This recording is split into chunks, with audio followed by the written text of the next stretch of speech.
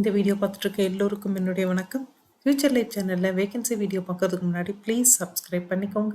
நீங்கள் சப்ஸ்கிரைப் பண்ணால் மட்டும்தான் நான் போடுற வீடியோ உங்களுக்கு உடனுக்குடனே கிடைக்கும். அதே போல் அப்ளிகேஷன் இன்டேட்டுக்கு முன்னாடி உங்களால் அப்ளை பண்ணவும் முடியும். இன்னொரு ரெக்வஸ்ட்டும் இருக்குது. இந்த சேனல் ஆரம்பித்தது எக்ஸ்க்ளூசிவாக படிச்சுட்ருக்க ஸ்டூடெண்ட்டுக்கான இன்டர்ன்ஷிப்காகவும் படித்து முடித்து வேலை தேடிட்டு இருக்கவங்களுக்காகவும் ஆரம்பித்த இந்த சேனல் இன்னும் நிறைய பேருக்கு ஸ்ப்ரெட் ஆகலை அப்படிங்கிறது தான் உண்மை. ப்ளீஸ் உங்களுக்கு தெரிஞ்ச யார் படிச்சுட்டு இருந்தாலும் சரி, வேலை தேடிட்டு இருந்தாலும் சரி, படிச்சுட்டு இருக்க ஸ்டூடெண்ட்ஸோட அப்பா அம்மா இருந்தாலும் சரி, அவங்களுக்கு இந்த சேனல் லிங்கை கொடுத்து அவங்களையும் சப்ஸ்கிரைப் பண்ண சொல்லுங்கள்.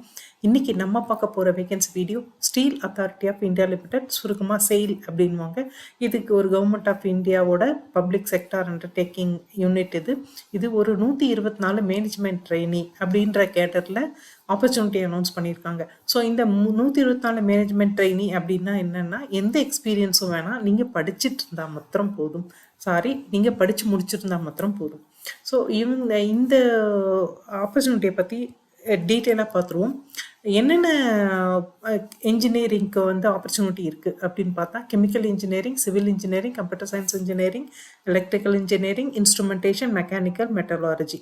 ஸோ கெமிக்கல் இன்ஜினியரிங்கில் 5 வேகன்சி இருக்குது, சிவிலில் 14, கம்ப்யூட்டர் சயின்ஸ் இன்ஜினியரிங் படித்தவங்களுக்கு 4, எலக்ட்ரிக்கலில் 44, இன்ஸ்ட்ருமெண்டேஷனில் 7, மெக்கானிக்கலில் 30, மெட்டராலஜியில் 20.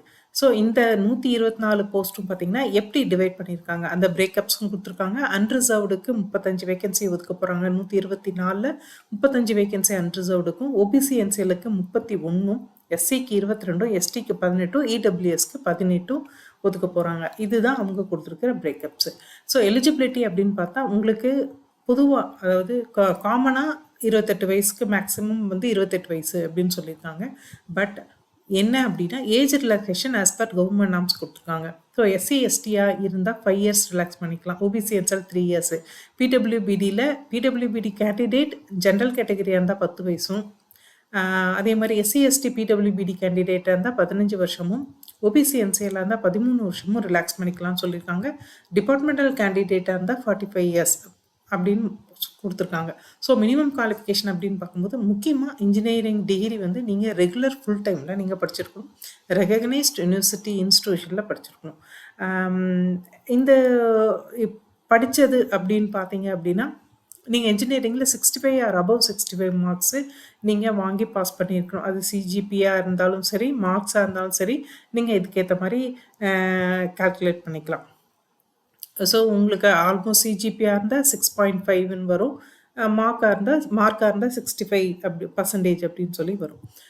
ஸோ கெமிக்கலில் யாரெல்லாம், கெமிக்கல் இன்ஜினியரிங்கில் 4 வேகன்சி இருக்கு இல்லையா? ஸோ இந்த 4 வேகன்சிக்கு எதெல்லாம் படித்தவங்க அப்ளை பண்ணலாம் அப்படின்னா, chemical engineering, chemical technology, electro chemical engineering. So இந்த ஸ்ட்ரீமில் படித்தவங்கெல்லாம் இந்த வேகன்சிக்கு அப்ளை பண்ணலாம். சிவில் இன்ஜினியரிங் படித்தவங்க அப்ளை பண்ணலாம்னு சொல்லியிருக்காங்க. கம்ப்யூட்டர் சயின்ஸை பொறுத்த வரைக்கும் computer science engineering, information technology, computer science and information technology இல்லை அப்படின்னா எம்சிஏ படித்தவங்க அப்ளை பண்ணலாம்னு சொல்லியிருக்காங்க. இந்த மாதிரி electrical engineering, electrical machine, power system and high voltage engineering. So இந்த ஸ்ட்ரீம் இதில் ஒரு 10 டிவிஷன் கொடுத்துருக்காங்க. இதில் படித்தவங்க எல்லாருமே எலக்ட்ரிக்கல் போஸ்ட்டு கீழே அப்ளை பண்ணலாம். அதே மாதிரி இன்ஸ்ட்ருமெண்டேஷன், மெக்கானிக்கல், மெட்டராலஜிக்கல். ஸோ இது இத்தனைக்கும் அவங்க என்னென்ன டிவிஷனில் படித்தா நீங்கள் இந்த போஸ்ட்டுக்கு அப்ளை பண்ண முடியும் அப்படின்ற ஒரு எலாபரேட் ஒரு டேபிள் கொடுத்துருக்காங்க. ஸோ இதுபடி நீங்கள் அப்ளை பண்ணலாம். ரிலாக்ஸேஷன் அப்படின்னும் போது எஸ்சி எஸ்டி பிடபிள்யூபிடி கேண்டிடேட்டாக இருந்தால் நீங்கள் இன்ஜினியரிங் ஃபுல் டைம் டிகிரி படிக்கும் போது 55 ஆர் அபவ் 55 மார்க் வாங்கியிருந்தால் போதும்னு சொல்லியிருக்காங்க. ஸோ செலெக்ஷன் ப்ராசஸ் அப்படின்னும் போது கம்ப்யூட்டர் பேஸ்ட் எக்ஸாமினேஷன் ஒன்று இருக்குது. அதோடைய டென்டேட்டிவாக, அதாவது அப்ராக்சிமேட்டாக ஜான்வரி 2026 ஆர் February 2026 இருக்கலாம் அப்படின்னு சொல்லியிருக்காங்க. ஸோ சென்டர்ஸ் அப்படின்னு பார்க்கும்போது எங்கெல்லாம் சென்டர் ஒதுக்குவாங்க உங்களுக்கு இந்த கம்ப்யூட்டர் பேஸ்ட் டெஸ்ட்டு எழுதுறதுக்கு அப்படின்னா, பெங்களூர், பிலாய் நகர், போபால், புவனேஸ்வர், சென்னை. ஸோ தமிழ்நாடை பொறுத்த வரைக்கும் சென்னை மாத்திரம்தான் உங்களுக்கு சென்டராக இருக்க போகுது. அதுக்கப்புறம் தேராதூன், டெல்லி, துர்காப்பூர், குவஹாத்தி, ஹைதராபாத், ஜெய்ப்பூர், ஜம்மு, ஜாம்ஷெட்பூர், எர்ணாகுளம், கொல்கட்டா, லக்னோ, மொஹாலி, மும்பை, தானே, நவி மும்பை, எம்எம்ஆர், அடுத்தது நாக்பூர், பாட்னா, பிரயாக்ராஜ், ராஞ்சி, ரூர்கேலா, சேலம், திருச்சிராப்பள்ளி, விஜயவாடா, குண்டூர், விசாகப்பட்டினம், வதோரா. ஒரு மிஸ்டேக் பண்ணிட்டேன். தமிழ்நாட்டில் பொறுத்த வரைக்கும் சென்னை, சேலம், திருச்சிராப்பள்ளி. ஸோ இந்த இடத்துலலாம் உங்களுக்கு வந்து சென்டர்ஸ் வந்து அமைய போகுது. ஸோ இந்த சென்டரில் தான் நீங்கள் இந்த கம்ப்யூட்டர் பேஸ்ட் எக்ஸாமினேஷன் எழுத போகிறீங்க. அதே மாதிரி வந்து உங்கள் அட்மிட் கார்டு அவங்க ரிலீஸ் பண்ணும்போது உங்களோட பர்சனல் இமெயில் ஐடிக்கு வரும்.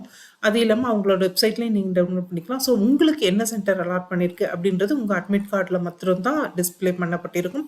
இதை மாற்ற சொல்லி நீங்கள் எந்த விதத்தில் கேட்கக்கூடாது அப்படின்றத அவங்க நோட்டிஃபிகேஷன் சொல்லியிருக்காங்க. ஸோ அவங்க என்ன சென்டர் சொல்லியிருக்காங்களோ அந்த சென்டரில் நீங்கள் போய் எழுதணும். ஸோ ஆன்லைன் எக்ஸாமினேஷன் அப்படின்றது 200 மார்க்குக்கு கொடுப்பாங்க. 2 பார்ட்டாக இருக்கும். ஃபஸ்ட்டு பார்ட் அப்படின்னும் போது domain language test, domain and knowledge test.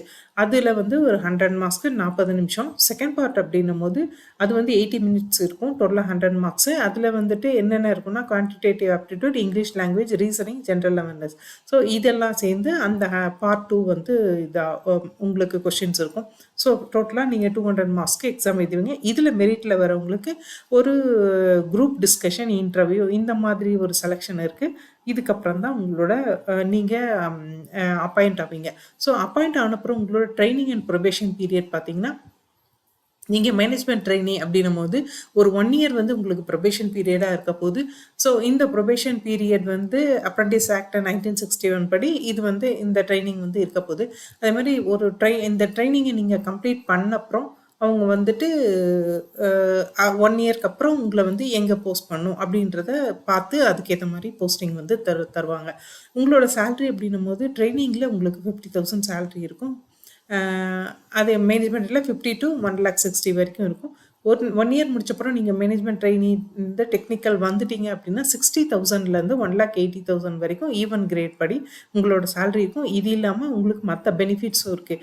அதாவது ஒரு இது கிராஜுவிட்டி, அலவன்சஸ் எல்லாமே உங்களுக்கு அப்ளிகபிள். பிளேஸ்மெண்ட் அப்படின்னும் போது அவங்களோட மைன்ஸ் வந்து இந்த பிளான்ட் யூனிட் மைன்ஸ் நிறைய இடத்துல இருக்குது இந்தியாவை பொறுத்த வரைக்கும். ஸோ அந்த இடத்துல எந்த இடத்துல வேணால் அவங்க வந்து உங்களை போஸ்டிங் போடுவாங்க. ஸோ அந்த இனிஷியல் 2 இயர்ஸ்க்கு வந்து நீங்கள் எந்த விதத்துலேயும் வந்து இனிஷியல் 4 இயர்ஸ்க்கு எந்த விதத்துலையும் நீங்கள் வந்து லொக்கேஷன் மாற்றி தர சொல்லி கேட்கக்கூடாது. டிபார்ட்மெண்டல் கேண்டிடேட்டாக தான் 2 இயர்ஸ்க்கு வந்து மாற்றி தர சொல்லி கேட்கக்கூடாது. எப்படி அப்ளை பண்ணணும் அப்படின்னா www.sail.co.in இதில் போயிட்டு கரியர் அப்படின்ற ஆப்ஷன் இருக்குது. அதில் போயிட்டு நீங்கள் இந்த அட்வர்டைஸ்மெண்ட்டில் ஃபஸ்ட்டு நோட்டிஃபிகேஷனை படிச்சுட்டு அதுக்கப்புறம் அவங்களே அப்ளிகேஷன் லிங்க் கொடுத்துருக்காங்க. அதில் போய் அப்ளை பண்ணுங்கள். இல்லைனா இன்னொரு வெப்சைட் கொடுத்துருக்காங்க www.sailcarriers.com. ஸோ இந்த வெப்சைட் வழியாகவும் அப்ளை பண்ணலாம். அப்ளை பண்ணுறதுக்கு முன்னாடி உங்களோட சர்டிஃபிகேட்ஸு, ஃபோட்டோ, சிக்னேச்சர் இதெல்லாம் ஸ்கேன் பண்ணி எடுத்து வச்சுட்டு அவங்க சொல்லியிருக்காங்க நோட்டிஃபிகேஷனில் என்னென்ன கேபியில் நீங்கள் ஸ்கேன் பண்ணி எடுத்து வச்சுக்கணும். ஸோ அந்த மாதிரி நீங்கள் ஸ்கேன் பண்ணி எடுத்து வச்சுட்டு அதுக்கப்புறமா அப்ளை பண்ணுங்கள்.